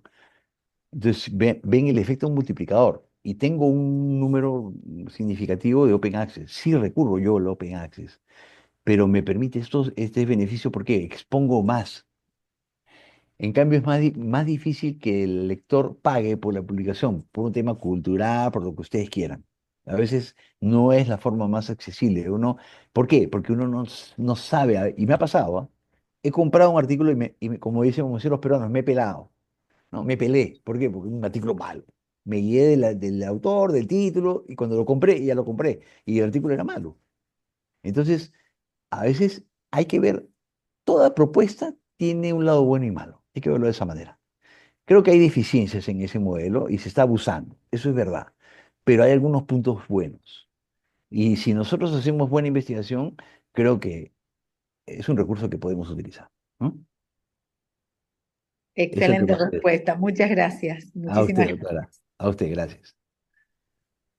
Percy, nosotros que ¿Sí? esto es una diplomatura de cardio-oncología, bueno, es una subespecialidad la cardio-oncología, pero en las publicaciones que nosotros tenemos que tener acceso, generalmente el nivel de evidencia en realidad 1A no se tiene porque en la mayoría de estudios, por ejemplo, cuando tenían que enrolar pacientes con cáncer salen, no los incluían, pues, ¿no? Entonces, en este momento generalmente nosotros nos basamos con la letra C, que no es muy bueno, pero lamentablemente es la situación, ¿no? Entonces, en este caso, nosotros tenemos que, digamos, basarnos en datos que no son tan concluyentes, pero que es la obligación de nosotros de poder utilizar para poder avanzar en este nuevo campo de cardio-oncología, ¿no? Correcto. Correcto. Que En e- ahí queda es seguir esperando las publicaciones, no hay otra forma, ¿no? lo que pasa es que mucho del conocimiento que se obtiene y se pone en práctica en clínica no se obtiene por ensayos clínicos, porque es difícil obtenerlos. Ahora, en este caso particular, que es una subespecialidad vamos a suponer que recientemente se haya puesto más atención en el campo, vamos a entenderlo de esa manera, ¿no? Porque antes pues todo estaba en bloques más grandes, cardiología era uno solo, ¿no? Dermatología es uno solo, ahora dentro de cada una de ellas hay pues 20, 30 ramas, ¿no? O sea, se va cada vez siendo mucho más objetivo y puntual, tiene ventajas, eso tiene ventajas. En ese sentido, yo podría esperar, no conozco mucho el tema porque yo estoy en otra área de la medicina, pero yo podría esperar que este enfoque que se está dando a la parte cardiológica sea más innovador y que poco a poco se empiece a generar más información. En todo caso, yo vería siempre, como yo lo hablo así, ¿no? Siempre hay que ver la oportunidad y este es un campo de oportunidades Claro. porque hay menos publicaciones, entonces las oportunidades para ustedes son más, porque todo lo que ustedes generen siempre va a ser mejor recibido, porque hay menos, donde hay más es más difícil de colocar información que aporte, pero donde no hay, creo que eso a uno lo puede motivar, ¿no? Creo que nosotros dentro de la región tenemos muchos problemas para investigar, porque para eso se necesita logística, es un equipo, uno no investiga solo, es un equipo de investigación el que tiene que conformarse para poder ejecutar todo un proceso y hacerlo parte de una estructura, de una institución, un departamento, un servicio. Y tenemos muchos problemas, pero nuevamente genera oportunidades porque es información que es necesaria. Las realidades de nuestra región son diferentes de las de otras regiones y son informaciones que tienen relevancia, sea para bien o para mal, porque puede ser para efectos de servicios públicos, por ejemplo, como para efectos de servicios privados, como pueden ser los laboratorios, ¿no? Entonces, ahí todo hay que verlo como oportunidades más que nada, ¿no? Pero evidentemente uno puede contribuir al proceso de creación de información que incluso da oportunidad a tener información más observacional, por ejemplo. ¿Por qué? Porque no existe, ¿no? Entonces, y se va construyendo poco a poco, ¿no? Yo creo que muy interesante comentario, doctor, porque sí, pues hay áreas en las cuales no sé qué tan nuevo sea el enfoque cardiooncológico. Quizás eso puede explicar un poco la limitación en el número de publicaciones que existen, ¿no? Ahora, nosotros hemos tenido, todavía se tiene, pues lógico, que nos basamos en medicina basada en evidencias, ¿no? Eso es lo Ujú, correcto. Pero precisamente muchos estudios escogen su población con ciertas características para demostrar lo que quieren demostrar. Es decir, yo no incluyo a ciertos pacientes porque de repente me puede sesgar mis conclusiones que yo quiero encontrar. Por decir, ujú, en cardiología nosotros tenemos muchos estudios clínicos de usar estatinas, ¿no? ujú. Entonces, la medicina basada en evidencia dice las estatinas son buenas, Ya. los estudios están hechos en este grupo de pacientes. Pero el primer paciente que me llega a mi consultorio generalmente es un paciente que no está dentro de los criterios de inclusión. Por decir, me llega un paciente de 85 años que no hay estudios que digan que las estatinas en estos pacientes tengan un resultado, porque no se ha hecho, los estudios no llegan a esa edad. Ujú. Entonces, si bien nosotros tenemos que usar medicina basada en evidencia, al final lo que yo tengo que hacer en mi práctica médica es sacar unas conclusiones y transmitirla a mi población de mis pacientes. Y Ujú. entonces, en realidad, yo no estoy usando la medicina basada en evidencia, estoy adaptando la realidad y mi sentido común me dice, utilízalo o no. Entonces, ¿qué tanto tenemos que, digamos, apoyarnos en medicina basada en evidencia? ¿Cuál es tu Bueno, opinión? ¿Cuál es tu opinión? bueno, es muy interesante porque, bueno, nos ha pasado hace poco, en la pandemia. Yo enfermé, creo que el virus llegó a Perú el 6 de marzo y yo me enfermé el 13, Caramba, ¿ya? Y cuando nadie sabía nada, nadie sabía nada, ni cómo tratarlo, nada. Incluso empezaron a aparecer estudios mal hechos, y empezaron a publicar cualquier cosa, porque todo el mundo está desesperado, no sabían qué hacer. Entonces, nos ha pasado. Ahora, hay una transformación en los conceptos. Eso es importante entenderlo.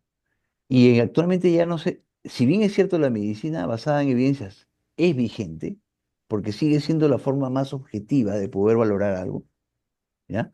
También se está hablando de la medicina basada en valores. Entonces se está transformando un poco. No es un concepto que vaya un poco de la mano con este tipo de percepciones aisladas en que el mundo está viviendo, porque estamos viviendo en un mundo donde las percepciones individuales parecen prevalecer sobre las percepciones generales de la gente, ¿no? No cae por ahí, pero es importante decirlo, porque hay cada cosa que uno está viendo en estos días que ya no me sorprendía que la ciencia sea alcanzada también, ¿no? Pero sí, empiezan a tomarse criterios diferentes de valoración y hay una rama, ojo, hay una rama de la investigación que no está tan explorada como la investigación cuantitativa, que es la investigación cualitativa. Entonces, si bien es cierto, muchas cosas todavía no las podemos medir porque no se han hecho o porque son grupos que se van excluyendo, ¿no? Porque los estudios tienen que tener, eso sí es cierto, si yo hago un estudio, por ejemplo, para un medicamento para curar úlceras de pie diabético, yo tengo que excluir a los angiopáticos, porque si no, es poco probable que una úlcera de un pie angiopático, si no soluciona la angiopatía, cure. Porque el medicamento no es magia. Tiene que haber algún tipo. Entonces, por ejemplo, la exclusión es un mecanismo que garantiza un poco la validez interna, aunque pueda crear un sesgo en el sentido de que me limita a ciertas características de la población. Son estrategias metodológicas, ¿ok? Pero hay la investigación, está evolucionando el conocimiento de tal manera que se está haciendo más crítico sobre la real utilidad de la ciencia, como he expuesto, su verdadera, su real transparencia y validez de esas conclusiones. Entonces se está cuestionando mucho eso y por eso se está evolucionando hacia ciertas apreciaciones y valoraciones de la práctica médica bajo otro enfoque. La investigación cuantitativa permite valorar bajo otros aspectos, por ejemplo, satisfacción, que puede ser mucho más subjetivo, ¿no? Pero yo podría, por ejemplo, interpretar una eficacia terapéutica sobre la expectativa, sobre la satisfacción del paciente, sobre la sensación o percepción de mejora de la persona y no necesariamente bajo ciertos parámetros como pueden ser alguna medición objetiva de alguna variable de resultado, que la puedo medir pues, por un dosaje de sangre, por una imagen, ¿no? Entonces, esto está cambiando un poco las perspectivas de cómo medimos y valoramos el impacto terapéutico. Y eso puede hacer pensar, ¿no? ¿Por qué estos vacíos, ¿no? De quizás tenemos que empezar a ver un punto de vista más holístico, ¿no? Y empezar a valorar de otra manera. Eso nos saca del objetivo, ¿ah? Porque es verdad, yo creo que la herramienta más sólida es la medicina basada en evidencia, porque 5 es 5, o sea, ahí no vamos a discutir, ¿no? Pero si entramos a la percepción, sí, podemos empezar a tener interpretaciones mucho más subjetivas. En el campo clínico, esto evidentemente tiene una mayor repercusión, porque nuevamente lo que se observa como un resultado objetivo, medible, es mucho más confiable que aquello que pueda referirme tal o cual persona, ¿no? Pero dentro de estos vacíos tenemos que recurrir a otro tipo de valoraciones para poder buscar el objetivo que queremos, que es mejorar a nuestro paciente. Y como le repito, lo último que yo le puedo decir, acá en la maestría que acabo de terminar, ya se empiezan a aplicar otros conceptos y se empieza a agregar lo que se llama, por ejemplo, la medicina basada en valores, porque son tres elementos. Es el médico, es el paciente, ¿no? Y es la intervención que uno practica. Entonces, son tres elementos que juegan. Muchas veces el médico y la intervención, pues nosotros podemos estar de acuerdo que la intervención que ofrecemos es la mejor, pero el paciente no lo considera así. Y creo que ahí quizás es el terreno donde más fallamos, porque nosotros simplemente actuamos como, ¿no? Como personas autoritarias en garantizar algo que suponemos que es mejor. Hay otra forma de medicina que es una medicina mucho más individual que se ve en cáncer, que es que se empieza a buscar características más individuales, porque los tratamientos basados en evidencias buscan resultados promedio de la población, se basan en un resultado que se espera que es promedio, pero no quiere decir que todos respondan igual. Por eso la medicina es una ciencia de verdades relativas porque no todas las personas funcionan igual, Ujú, claro. ¿no? Ujú. Entonces, ya ahí empieza, ya eso ya se habla, ¿no? Que esta medicina individual, individualizada, donde se ve patrones, aspectos genéticos. Entonces, creo que estamos en un proceso de moldeamiento de la medicina convencional. Y en ese proceso hay vacíos en los cuales hay que ir buscando respuestas. Y creo que ahí todo va a jugar, ¿no? Yo creo que la medicina en los próximos 20 años va a sufrir cambios sustanciales donde incluso va a intervenir la inteligencia artificial y otros enfoques, ¿no? Creo que es un punto crítico el que ha tocado este doctor Ruiz, y que evidentemente sí, sí, es algo que en la práctica observamos, ¿no? Y dime, algunos tips para no caer en los depredadores, en las editoras depredadoras, porque los Mm. que estamos expuestos a hacer publicaciones inmediatamente, como mencionaste hace un momento, aparecen una cantidad de revistas que no sabemos qué Sí, son. es verdad, es O- verdad, es verdad. algunos que tú Sí, manejes para no caer sí. en manos de los depredadores. Mire, yo primero, lo primero, cuando uno quiere, dice, quiero comenzar a publicar, ok, primero, publiquen en español. En una revista, por ejemplo, de su institución, ¿ya? De la universidad o de repente del hospital, ¿no? Empiecen a publicar ahí para que empiecen a ganar familiaridad con el proceso, cómo es un proceso de publicación científica. Ahí comienza. Después van a empezar a publicar en inglés, ¿ok? Va a ser más difícil el comienzo. Pueden recurrir a los formatos de acceso de Open Access. Para evitar caer en estos errores, por lo general, las ofertas de Open Access de revistas que no son serias, son revistas que le ofrecen publicaciones en corto plazo, ¿no? Le dicen, le publicamos en una semana, en que un mes, eso son las peores. Y hay bastantes, ¿ah? Y le empiezan a llegar, cuando ustedes empiezan a publicar a su correo electrónico, empiezan a, y yo no me he suscrito jamás a esta revista, y le ponen así, ¿ah? Le ponen acerca de su publicación, y le ponen el título de una publicación suya, ¿no? Pongamos reciente, ¿no? Acerca de su publicación, le dicen, estamos sorprendidos, estamos muy impactados, su publicación nos ha llamado la atención y le ofrecemos nuestros servicios para publicar, ¿no? Y se lo publicamos en un mes, y no le dicen el precio, pues se lo van a decir después, ¿no? Y ya está. Entonces, eso ya uno sabe, ya dice, esto no va bien. ¿Qué hacer?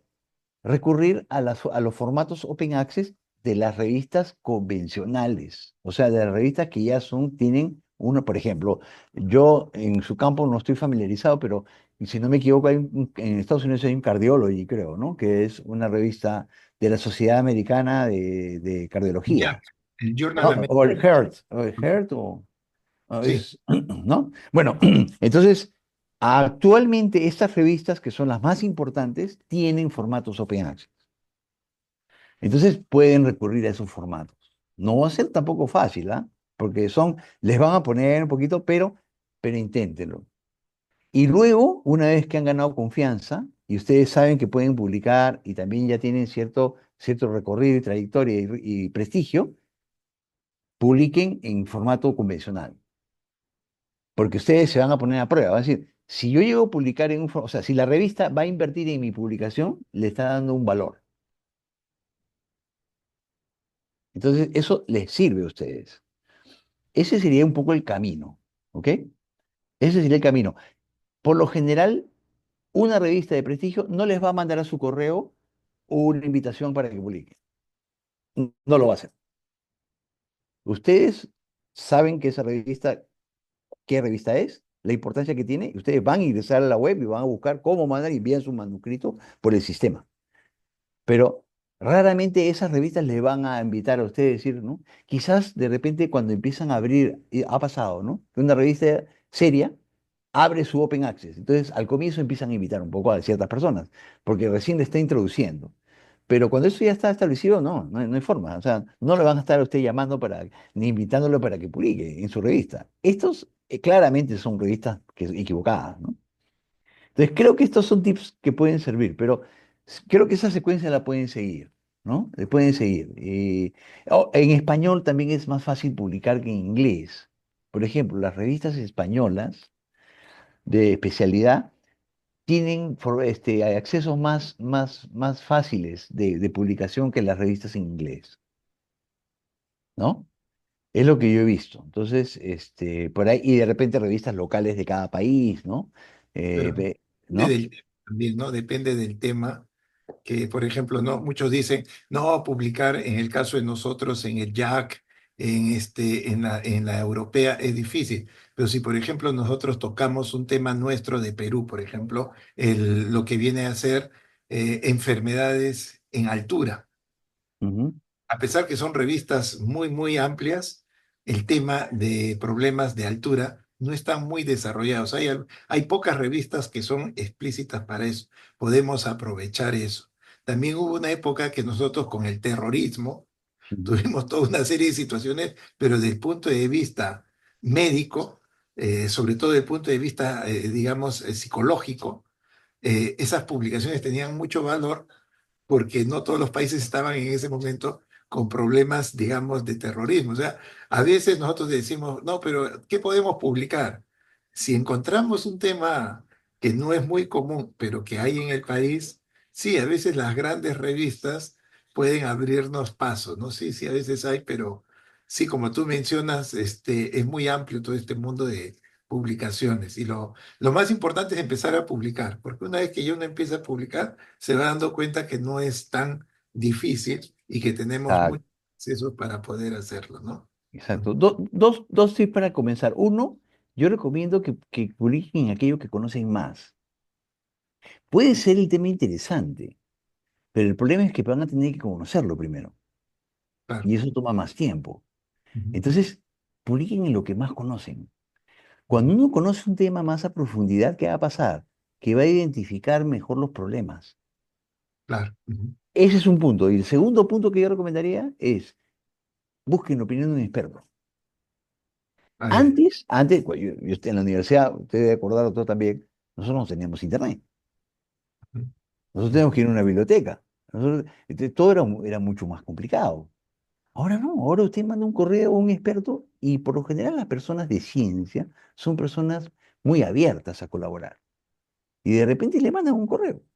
Y le dicen todo, se presentan usted formalmente, le explican usted su situación y le dicen, pero deben ser muy específicos porque obviamente no le pueden demandar mucho tiempo. Entonces, de repente le puede dar algunos tips que pueden ser muy importantes para comenzar en una investigación en un campo muy específico. O si no, de repente se van al Congreso. Me voy al Congreso, ahí va a estar el doctor tal. Y me ha pasado.